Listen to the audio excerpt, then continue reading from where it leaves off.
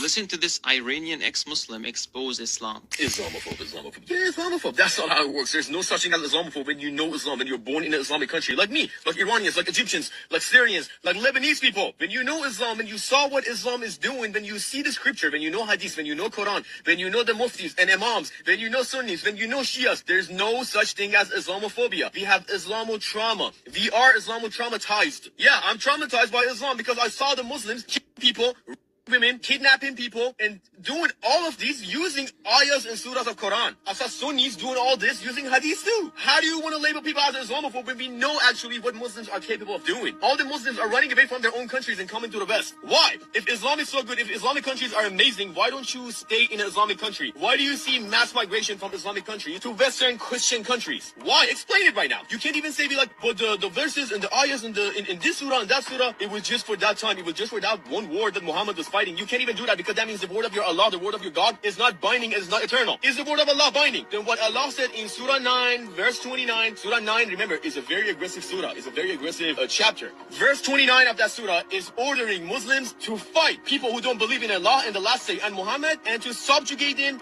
and impose jizya, impose a tax on them. This is how they took all the land in the Middle East. That land in the Middle East, all those countries do not belong to Muslims. Let's keep it real. Iran is not an Islamic country. Syria was not an Islamic country. Iraq was not an Islamic country. Lebanon was not an Islamic country. And definitely Israel, Judea, Samaria was not an Islamic country. Y'all stole all that land from the people. Egypt was not an Islamic country. Egypt was a Christian country. Coptic Christians. It's famous. When Muslims attack, they kill the people. They kidnap the kids. They raise them as Mamluks. Mamluk is a kid that's castrated. Slave kids. That's what they do. This is in Islam. This is in Hadith. This is in Quran. And they're going to be like, but Surah 2 verse 256 said there is no compulsion in religion. That was before Muhammad took over Mecca. All those peaceful verses and peaceful surahs were abrogated by future verses. Yes, there are peaceful verses in Quran too. Yes, there are. All those verses, all those surahs are abrogated by future wartime surahs and verses. What you want to do about that? Nothing. You can't even come up with an explanation anymore. All you need to do is leave certain things in Islam, a lot of parts of Islam, in the past because it's aggressive. It's against human rights. You have slavery in Quran. How do you want to justify slavery in Quran? Explain it. Let people see. Come on. Who's your best mufti? Who's your best imam? Bring them on. Let me debate you on live. Let's show the people. I want thousands of people in front of us. I'm not going to use any aggressive books or any aggressive sources against you. I'm going to use Quran and I'm going to use Hadith.